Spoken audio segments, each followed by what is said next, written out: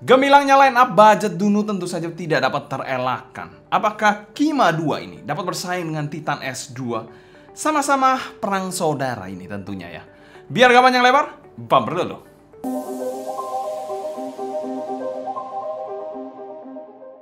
Halo teman, selamat datang channel Sound Nikti bersama dengan saya Sebastian. Seperti biasa akan sharing info dan racun mengenai dunia personal audio, baik itu ada portable ataupun desktop audio. Langsung aja kita akan membahas Kima 2. Yes, kalau bicara soal Kima 2, ini adalah salah satu line up dari Dunu yang menggunakan box berwaifu. Sama seperti brand Bulan Jatuh itu juga ya, main dengan box-box waifu. Dan mereka juga merilis sebuah in-ear monitor. Kalau Bulan Jatuh ada Cadence yang baru ya. Kalau di sini ada Kima 2. Yes, salah satu in-ear monitor single dynamic driver terbaru dari Dunu. Ya kalau kita bicara soal Kima 1 mungkin agak sedikit kalah pamor, kalah shining jika dibandingkan dengan dari brand sebelah ya, Bulan Jatuh itu. Tapi apakah Kima 2 dapat membalik keadaannya dan membuat Kima 2 lebih baik dibandingkan Bulan Jatuh? Kita akan bahas sama-sama. Untuk drivernya sendiri masih menggunakan single dynamic driver yang tentu saja mungkin ada retuning atau upgrade-upgrade dari bahan-bahannya ya. Selain itu juga yang paling penting dari sektor kabelnya sudah mantep banget. Kenapa begitu? Nanti kita akan bahas aja di belakang ya. Untuk kabelnya sendiri ada dual pin 0,78 mm yang tentu saja sudah detachable. Enak banget untuk kalian pakai dan kalian ganti-ganti dengan kabel-kabel yang kalian punya lainnya. Untuk sensitivitasnya ada di angka 108 dB dengan impedance 20 ohm. Dan kita mau thanks berat untuk Dunu sebagai sponsor video review kali ini. Semua link pembelian saya taruh di kolom deskripsi di bawah buat kalian tertarik. Dan 100% review ini adalah opini pribadi saya. Selain kita bahas packaging dari in-ear monitor satu ini, packaging dari in-ear monitor satu ini adalah packaging yang menurut saya mantep banget ya. Jika dibandingkan dengan line up yang lebih mahalnya dia, SA6 IST, SA6 Mark II, menurut saya yang line up murah malah lebih berkesan, lebih mantul untuk packagingnya dibandingkan dengan line up yang lebih mehong. Kelengkapannya sendiri tidak perlu diragukan lagi, air tips berzibun, in-ear monitor, kabel, case seperti ini yang sudah standar dari Dunu. Cuma ini warnanya, kalau kita lihat yang standar-standar dari Dunu biasanya warnanya coklat agak grey-grey ya, coklat-coklat muda agak grey dikit ya. Kali ini warnanya putih gading seperti ini. Jadi ya, di satu sisi ganteng, di satu sisi lebih feminim ya, tapi di satu sisi juga gampang kotor nantinya. Yaitu sedikit take note saja untuk kalian ya. Dia memberikan case yang masih standarnya menurut saya mantep ya. Selain itu juga dia memberikan detachable jack yang bisa kalian ganti-ganti 44 dan 35, mantep banget di situ. Air tips bejibun dan juga perintilan-perintilan lainnya. Kalau soal perintilan-perintilan sih Dunu 2 thumbs up banget lah. Mungkin kalau kaki saya bisa saya tunjukkan 4 thumbs up. Mantap banget kalau Dunu. Dan secara packaging kami berikan S solid. Yes, di harga 1 jutaan, this is the best packaging you can get. This is the best packaging you can get. Oke, selanjutnya kita bahas build quality dari in-ear monitor satu ini. Oke, build sendiri dari in-ear monitor satu ini adalah berbahan metal full ya, dengan warna abu-abu metalik seperti ini. Dan terdapat 2 fan hole di bagian dalam housingnya, kalian bisa lihat sendiri, satu dekat nozzle, satu di bagian sini ya. Jadi ada 2 fan hole di sini dan ada markingnya yang cukup jelas di sini. Jadi kalian pasang kabel salah keterlaluan banget, ini markingnya udah jelas banget ya.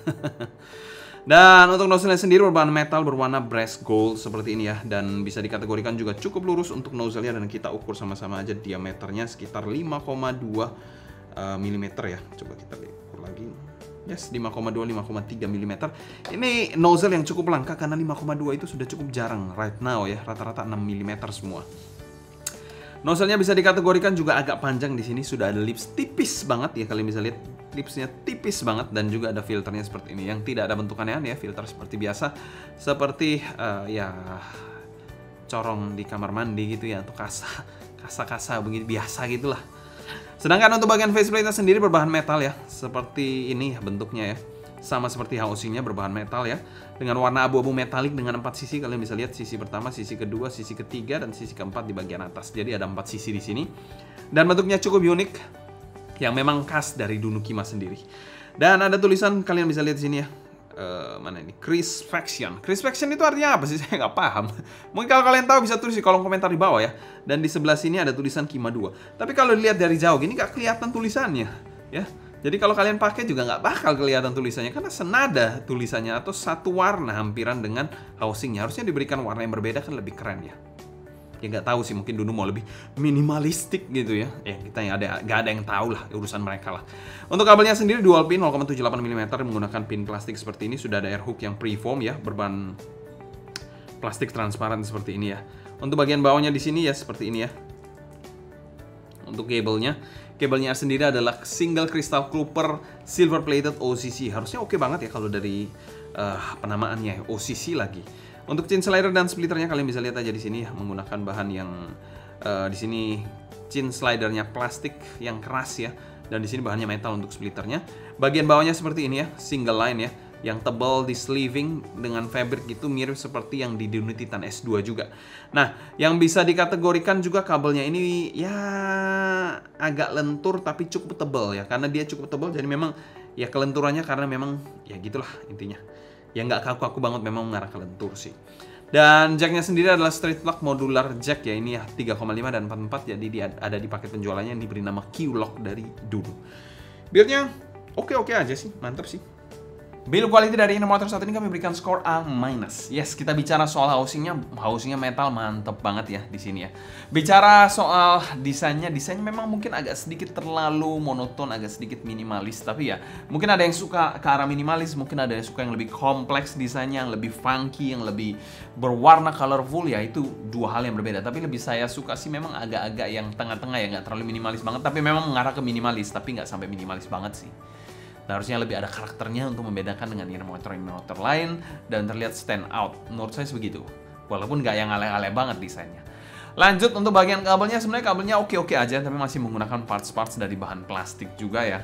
Tapi yang patut saya apresiasi yaitu adalah jacknya yang sudah modular. Zaman gini nggak modular, malu bos.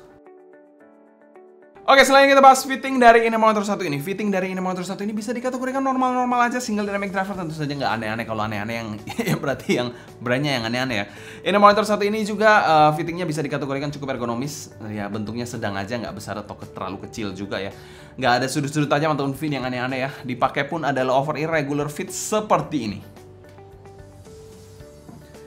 Gak ada masalah sama sekali ya, walaupun secara bobot memang ini motornya cukup berat ya jika dibandingkan dengan kabelnya, tapi nggak mengganggu sih saat dipakai. Dan disclaimer di sini kita menggunakan SS Tips ya dari Dunu ya, mungkin ini size MS atau M ya, mungkin saya agak lupa sih. Dan bicara soal kekedapannya ya so-so aja dengan grip yang oke ya di sini ya. Digoyang-goyang gini juga tidak terkesan loose sama sekali, gripnya mantap ya di sini. Dan kita bicara soal Inomotor metal ya, memang ya masih kalah lah jika dibandingkan dengan kekedapan dari Inomotor yang berbahan resin. Biasanya Inomotor berbahan resin fittingnya, kekedapannya lebih mantap, lebih senak jika dibandingkan Inomotor metal. Tapi ya bukan berarti jelek, bukan berarti bocor saat bass kalian play lagunya, bassnya bocor gitu, enggak ya. Tapi ya menurut saya lebih sealing aja, ya lebih padat aja di telinga pada saat menggunakan Inomotor resin dibandingkan metal. Dan secara umum kami berikan skor B+ untuk fitting dari Inomotor 1 ini. Fittingnya nggak ada masalah berarti, bagi saya nyaman-nyaman aja dan cukup versatile saya rasa karena bentuknya nggak aneh-aneh.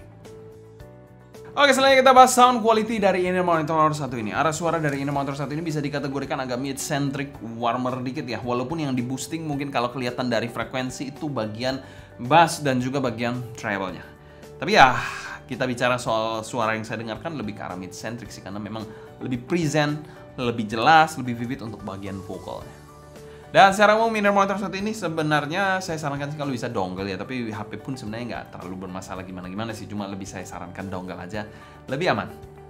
Dan suara yang saya suka sendiri adalah neutral warm sounding. Apakah Inomotor 1 ini masuk nantinya, kita lihat aja sama-sama. Sebenarnya saya juga suka ya mid-centric ya Inomotor. Tapi mid-centric yang seperti apa dulu? Nah, itu kita bahas aja. Oke, untuk sound quality sendiri di Inomotor 1 ini, Kima 2 buat bassnya sih ya cukup asik dan fun lah.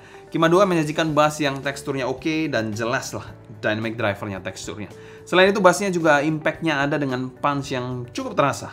Walaupun secara ekstensi sub bass-nya agak kurang kesan rumblingnya. Kalian bisa lihat aja di sini ya.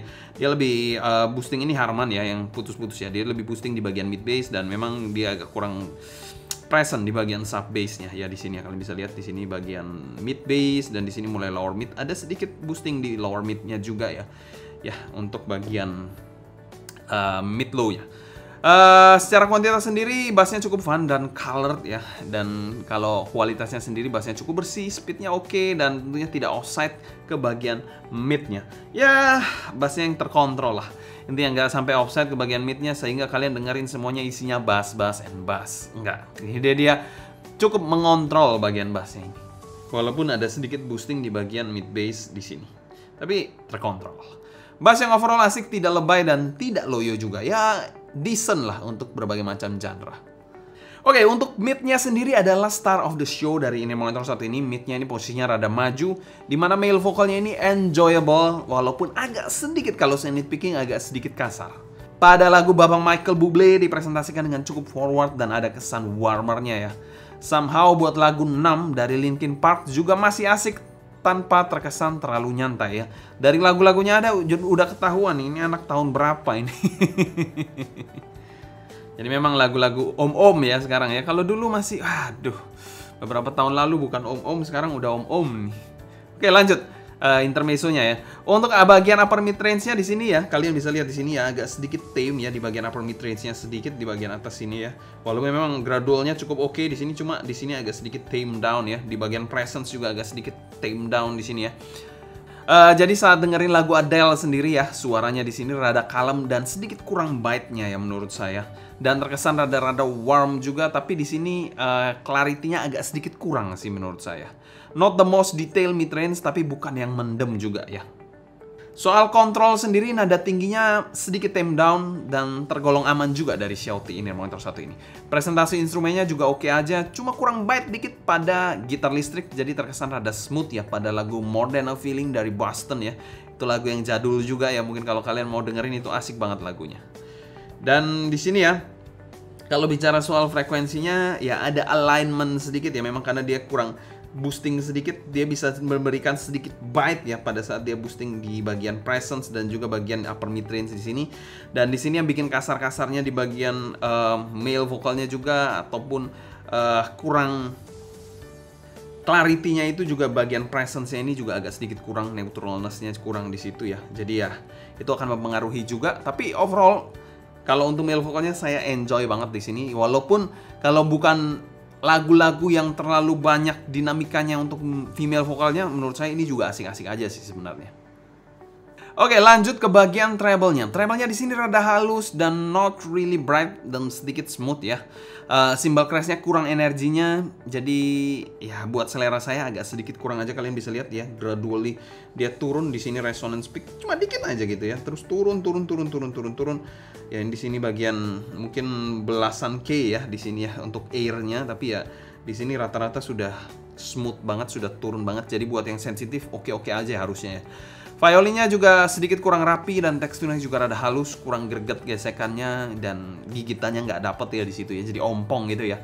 Cymbal crash-nya juga kurang energinya, buat selera saya juga harusnya bisa lebih ceras-ceras laginya, lebih dapet lah.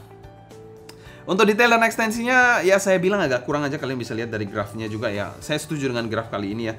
Cuma nggak bisa dilihat kalau misalnya di sini kan kalian lihat mungkin ada sedikit boosting di mid bass, lalu di bagian ada treble-nya dikit-dikit ya, treble-nya walaupun nggak banyak banget ya. Kalau ini memang bisa kelihatan kalau dia agak warmer ya. Tapi di bagian mid bass-nya kan ada boosting juga dikit ya. Tapi yang saya dengarkan di sini, kalau misalkan saya hanya melihat graf aja, saya nggak dengerin ya, mungkin saya bakal kategorikan ini ya rada V-shape, mild V mungkin ya. Tapi saat didengerin ternyata dia mid-centric. Ya itu mungkin sedikit agak tricky sedikit ya. Padahal kalau mid-centric mungkin bisa di sini lebih di boosting sih. Biasanya lebih forward vokalnya di bagian upper mid range-nya, lebih di boosting lagi, biasanya lebih forward vokalnya. Ya, itu yang saya tahu. Kalau ada yang salah kalian bisa koreksi aja di kolom komentar di bawah ya. Karena ya kita bicara soal graf ini kan baru kita mainkan beberapa video terakhir ya. Mungkin kalau ada yang kurang-kurang kalian bisa tambahkan aja di bawah. Oke, untuk si balance-nya pada lagu Code Cool juga masih cukup aman, walaupun ada peak dikit di 8K, tapi ini bukan not a big deal ya menurut saya. Biasanya 8K-nya lebih ngeri-ngeri ya dari ini ya. Jadi ya itu resonance peak aja, dan di sini cukup aman ya untuk lagu Code Cool. Dan secara keseluruhan tonalitas dari Kima 2 ini kami berikan skor B+ untuk tonalnya. Bassnya cukup oke lah, mid-nya ya asik lah, asal lagu kalian tidak terlalu aneh-aneh banget ya, terlalu yang energik banget ya. Untuk treble-nya juga main aman aja di Inner Monitor satu ini, jadi buat kalian yang sensitif harusnya oke. Selain kita bahas teknikalitas Inner Monitor satu ini, arah suara dari Inner Monitor satu ini adalah Inner Monitor yang berfokus pada vokal ya. Walaupun secara bass dan treble-nya lebih di boosting, tapi menurut saya lebih di highlight bagian vokalnya sih. Dan vokalnya ajib lah. Untuk timbernya sendiri menurut saya di Inner Monitor satu ini timbernya everything's pretty good, kecuali bagian treble-nya yang agak sedikit off aja menurut saya. Nah, satu hal yang bikin saya agak kecewa dengan Kima 2 ini yaitu soundstage-nya. Soundstage-nya ini sudah kayak dompet saya aja ya, tipis dan juga flat ya.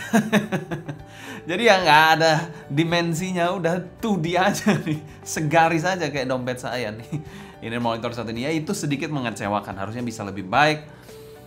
Ya, bisa memberikan ya gitulah intinya ya. Mungkin saya nggak bisa berkata banyak ya soal ini.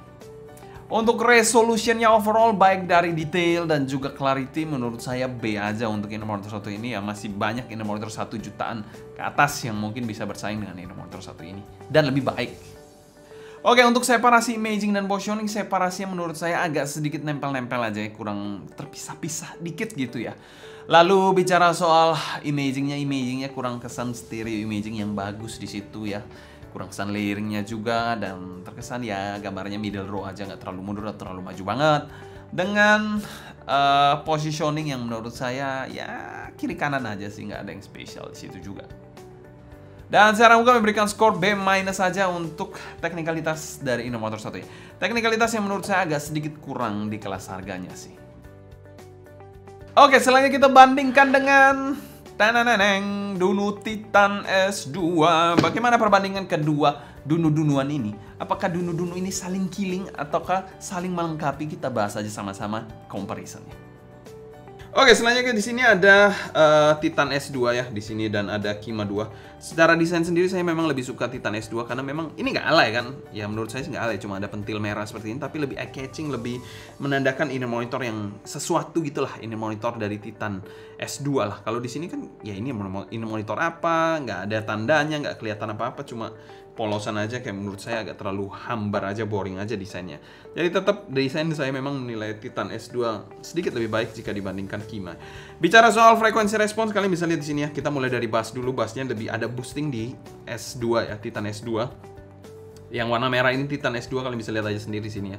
Titan S2 yang warna merah di sini ya.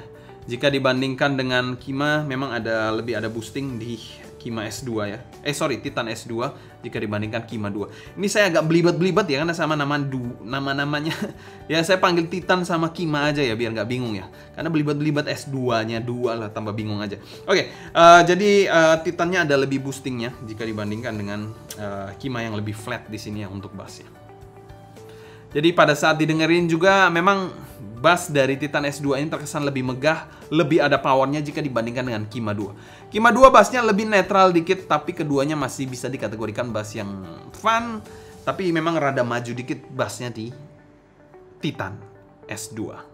Oke, untuk bagian midnya sendiri, kalau dari dua ini mungkin saya lebih prefer Kima S2, lebih vivid, lebih clear aja, dan lebih forward dibandingkan Titan S2 yang terkesan lebih mundur, dan side by side menurut saya lebih kasar juga di S2 dibandingkan Kima 2 ini. Mungkin juga ya dia masih ada di sini boosting, lebih ada boosting ya, tapi di sini turun juga di bagian presence-nya, ini mulai turun juga ya. Tapi di sini menurut saya aja di Kima 2 lebih forward, lebih vivid ya jika dibandingkan Titan S2. Mungkin agak sedikit tidak bisa digambarkan di frekuensi respons, tapi itu apa yang saya rasakan, saya sampaikan aja di sini. Jadi buat kalian yang memang cari vokal ya mungkin sini lebih cocok ya. Tapi kalau misalnya cari yang lebih energik, Titan S2 mungkin lebih cocok ya. Lanjut ke bagian treble jelas ada lebih ceringnya, clarity-nya juga di Titan S2 ya. Kalau di sini saya setuju ya dengan frekuensi responsnya di sini ya. Di Kima 2 lebih kalem dan mundur untuk bagian treble-nya. Bicara soal teknis sendiri, menurut saya sedikit lebih superior dalam konteks detail, clarity, dan soundstage. Presentasinya juga lebih ada dinamikanya di Titan S2 dibandingkan Kima 2 yang menang dari segi mid section-nya. Benarnya kalau kita lihat dari frekuensi respons aja, ya kalau kita dari jauh gini ya mungkin rada-rada mirip-mirip aja ya, tapi memang pada saat didengerin ada sedikit perbedaan. Dan kedua ini monitor ini sebenarnya saling melengkapi. Buat kalian yang mencari bass dan treble ya, walaupun treble dari Kima 2 ini juga Titan S2 ini juga nggak seberapa wow banget sebenarnya. Bisa kalian pilih Titan S2 ya, tapi kalau kalian mencari something yang lebih, ya mainnya lebih kayak vokal, ya kalian bisa cocok mungkin Kima 2. Jadi itu keduanya ini saling melengkapi. Buat kalian yang mencari V-shape lebih ke sini, buat kalian yang mencari lebih mid-centric ya, yang rada warm bisa ke sini. Ya kedua-duanya bassnya juga, treble-nya juga sama-sama ya begini-begini aja sih permainan Dunu ya. Bassnya lebih adaan di sini sih, Titan S2. Intinya sih Titan S2 lebih V-shape lah dari Kima 2. Gampangnya gitulah. Kalau dari frekuensi respon seperti ini. Menurut kalian gimana? Apa kalian sudah ada yang pernah mencoba Kima S2 sebelumnya? Pernah saya bawa tuh di Surabaya waktu event. Mungkin kalau kalian pernah coba bisa sharing aja di kolom komentar di bawah pendapat kalian juga. Selain kita bahas pro dan cons dari Inner Monitor 1 ini. Cons dari Inner Monitor 1 ini yaitu teknikalitasnya agak kurang aja, bos. Ya gimana tim Dunu, kalian harus bisa lah kasih teknikalitas yang lebih mantap. Gak usah waifu-waifuan, gak apa-apa bagi saya. Tapi mungkin ada yang suka ya, tapi saya gak perlu. Yang penting suaranya, teknikalnya bener aja. Untuk pro-nya dari Inner Monitor 1 ini yaitu ini packaging Inner Monitor 1 juta ya. Ini contoh ini contoh yang bagus ini ya. Packagingnya nggak besar-besar banget, nggak makan tempat gimana-gimana, tapi isinya padat ya. Perintilannya juga lengkap. Bisa cuan banyak. Kalian juga coba aja jual tuh AirTips-AirTipsnya di pasaran tuh, di warung atau di mana gitu. Laku kemungkinan harusnya, dan kalian mungkin bisa dapat mungkin beberapa ratus ribu dari AirTips-AirTipsnya. Who knows? Ya, itu sedikit tips aja dari saya karena perintilannya banyak banget di Inner Monitor 1 ini. Pro yang kedua yaitu build-nya oke ya. Build 1 jutaan dia sudah berbahan metal ya. Dan juga yang paling penting sudah menggunakan standar Q-Lock dari Dunu yang menurut saya sudah menjadi standar atau sebuah keharusan. Bahkan Inner Monitor 1 jutaan yang memang nggak menyertakan jack modular adalah sebuah penistaan menurut saya. Oke, untuk value for money-nya dari Inner Monitor 1 ini di angka 1,7 jutaan. Yes, $100 lebih lah mungkin ya. Ya semoga aja kita doa kurs bisa turun dolarnya biar makin murah ini monitornya. Amin amin amin amin ya. Ayo The Fed kerja yang keras biar bisa turun tuh ya dolarnya ya. Untuk kategori untuk value for money sendiri kami masukkan pada kategori B dan kami berikan kategori fair value aja untuk Inner Monitor 1 ini. Ya another mediocre Inner Monitor sih. Mediocre itu biasanya kalau kita bilang 10 Inner Monitor mungkin disertakan di meja saya. Mungkin yang mediocre atau yang biasa-biasa yang rata-rata itu paling 7 sampai 8. Sisanya itu hancur banget, kalau nggak hancur banget bagus banget. Ya udah gitu aja intinya. Jadi rata-rata itu kita review-reviewin ya rata-rata aja bos ya gitu-gitu aja B sampai bosok juga B semua. Oke, kesimpulan, Dunu Kima 2 ini cocok untuk siapa sih? Untuk kalian yang memang suka vokal-vokalan ya. Saya pun suka vokal-vokalan. Kalau step awal saya main audio itu biasanya saya suka bass. Wah, horek-horek suka banget ya. Setelah itu berubah, suka detail-detail, treble. Nah, treble-treble yang aneh-aneh itu kupingnya masih kuat. Sekarang udah tua ya, kupingnya nggak terlalu kuat ya. Lebih suka yang vokal-vokal, yang enak mendayu-dayu gitu. Nah, ini cocok meong ini ya. Jadi Inner Monitor 1 ini memang cocok untuk kalian yang memang cari vokal-vokal aja. Mungkin bass atau treble-nya mungkin bukan jadi highlight utama, tapi vokalnya.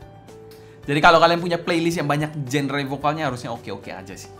Tapi ya perlu diperhatikan bahwa teknikalitasnya nggak akan terlalu memuaskan. Mungkin sekian dulu sharing saya mengenai Dunu Kima 2 ini. Kalau kalian suka jangan lupa subscribe, klik tombol like, follow Instagram, TikTok, dan Discord kita @sounddignity. Ya dukunglah channel ini biar dapat berkembang, dan kembang lagi ya. Ya apa, gratis juga kan, masa kalian subscribe, ambil sama like aja, hitung-hitungan sama aku ya. Mungkin sekian dulu sharing saya Sebastian dari Sound Dignity pamit undur, sampai jumpa di video berikutnya. Happy listening, stay healthy, and ciao.